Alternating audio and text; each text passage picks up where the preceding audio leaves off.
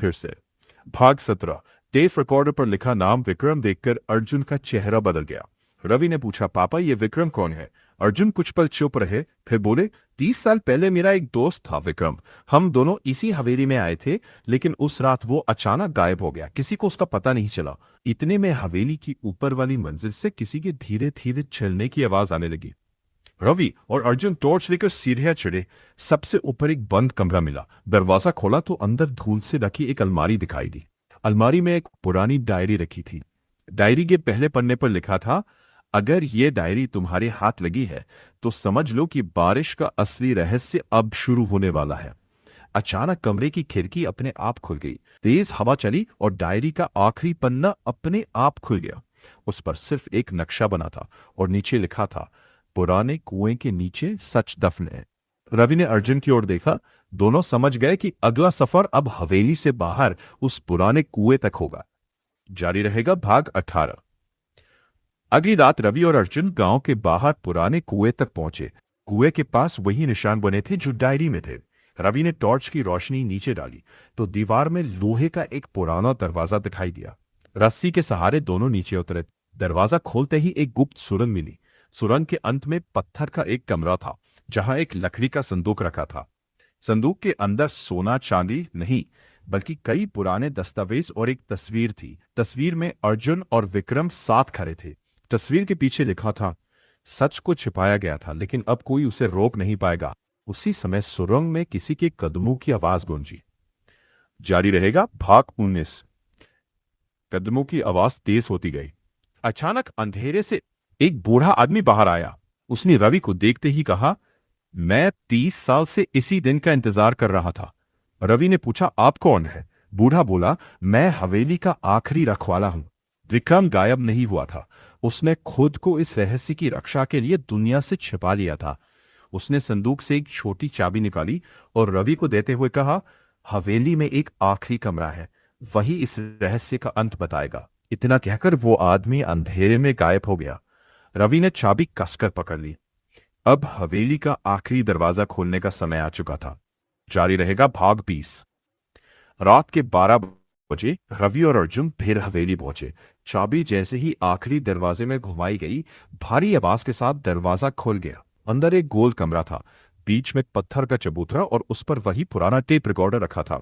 इस बार रिकॉर्डिंग पूरी चली। अगर तुम यहां तक पहुंच गए हो तो तुमने डर पर जीत हासिल कर ली है। असली खजाना सोना नहीं, सच है। हवेली को भूतिया समझकर लोग वर्षों तक दूर रहे ताकि यहां छिपे इतिहास को कोई न खोज सके। रिकॉर्डिंग खत्म होते ही कमरे की दीवार में छिपा एक रास्ता खुला, जहां गांव के इतिहास से जुड़े पुराने दस्तावेज, नक्शे और दुर्लभ वस्तुएं सुरक्षित रखी थी। रवि और अर्जुन ने सब कुछ गांव के लोगों के सामने रखा। वर्षों पुराना रहस्य आखिरकार खत्म हो गया। लेकिन हवेली से बाहर निकलते समय रवि के फोन पर फिर एक अनजान संदेश आया। रहस्य खत्म नहीं हुआ, ये तो सिर्फ शुरुआत है। भाग 20 समाप्त। बरसात, बारिश की रात का रहस्य अब गांव वालों में फैल चुका था।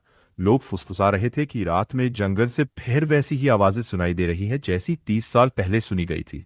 अर्जुन ने कहा, यह आवाज ठीक वैसी ही है जो उस रात सुनाई दी थी। रवि ने टॉर्च जलाई और दोनों उस आवाज का पीछा करते हुए जंगल की ओर बढ़े। कुछ दूर जाने पर उन्हें एक पुराना टूटा हुआ मंदिर दिखाई दिया। मंदिर के दरवाजे पर वही निशान बने थे जो हवेली की डायरी और पुराने नक्शे में थे।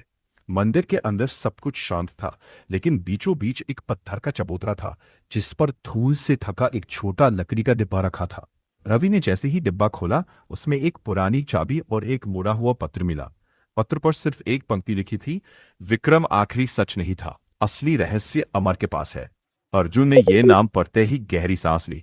उसने रवि से कहा, अगर अमर जिंदा है तो पिछले 30 साल में जो कुछ हमने सच माना, शायद वो सब अधूरा था।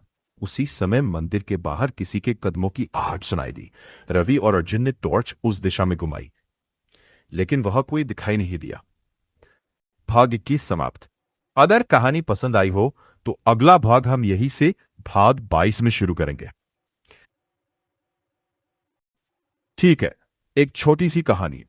एक गांव में एक बूढ़ा गांव पर हल्की धुंध छाई हुई थी। रवि और अर्जुन चुपचाप उस मंदिर से बाहर निकले। अचानक वही कदमों की आवाज फिर सुनाई दी। इस बार साफ साफ लग रहा था कि कोई पास ही खड़ा है। रवि ने टॉर्च उस दिशा में घुमाई तो सामने एक लंबा साया दिखा। अर्जुन की आवाज धीमी पड़ गई। अमर, तुम? साया धीरे आगे बढ़ा। उसका चेहरा साफ हुआ, धूल से सना लेकिन जिंदा। उसने धीमी आवाज में कहा, मैं छुपा नहीं था, मैं बस इंतजार कर रहा था। अर्जुन की आंखें नम हो गई। 30 साल पहले तुम अचानक गायब हो गए थे। अमर ने सिर हिलाया। मैंने इस गांव की रक्षा के लिए खुद को छिपा लिया था। सच अभी खत्म नहीं हुआ है, असली खतरा अब सामने आएगा। उसी पल मंदिर की दीवार पर पुराने पत्थर खिसकने लगे। एक छिपा हुआ रास्ता खुला, जैसे मंदिर खुद उन्हें बुला रहा हो। रवि ने टॉर्च उठाई। तीनों उस अंधेरी सुरंग में उतर गए। दीवारों पर लिखे शब्द उभर रहे थे, जो सच से नहीं डरेगा वही बाहर लौट पाएगा। आगे क्या होगा, ये कहानी का असली मोड़ है। हम अगले भाग में वहीं से शुरू करेंगे। रंग के अंदर ठंडी हवा बह रही थी। तीनों, रवि, अर्जुन और अमर, सावधानी से आगे बढ़े। कुछ दूर चलने पर उन्हें एक विशाल पत्थर का दरवाजा दिखा, जिस पर 3 गोल निशान बने थे। अमर बोला, यह दरवाजा तभी खुलेगा जब हम तीनों अपने अपने निशान पर हाथ रखेंगे।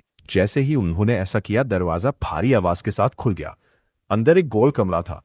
बीच में एक पुरानी मेज पर गांव का नक्शा रखा था, जिसमें लाल स्याही से एक नई जगह चिन्हित थी, काली पहाड़ी। नक्शे के नीचे लिखा था, रहस्य की जड़ हवेली में नहीं, काली पहाड़ी के नीचे है।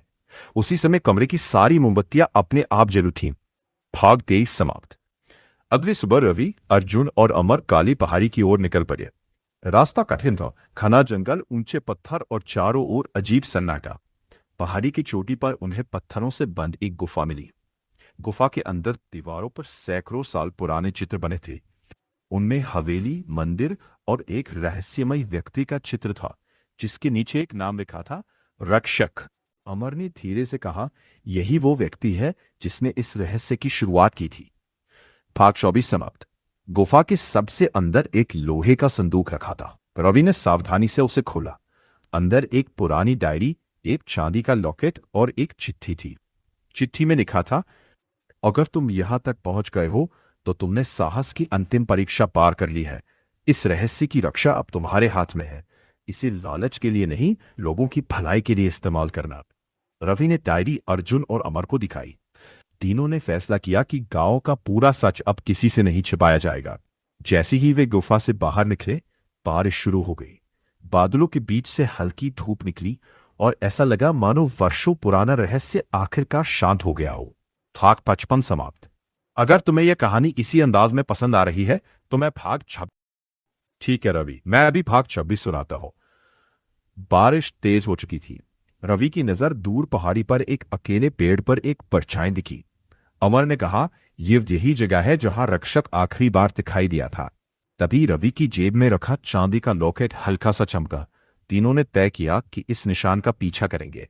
वे पहाड़ी के पीछे पहुंचे, जहां एक पत्थर का पुराना दरवाजा था। उस पर वही निशान बने थे जो डायरी में थे। जैसे ही रवि ने लॉकेट दरवाजे के बीच बने निशान पर रखा, दरवाजा धीरे धीरे खुल गया। अंदर एक गोल कमरा था, जहां दीवारों पर गांव का पूरा इतिहास चित्रों में उकेरा गया था। कमरे के बीचों बीच एक पत्थर का स्तंभ था, जिस पर लिखा था, सच कभी मिटता नहीं, बस सही समय का इंतजार करता है।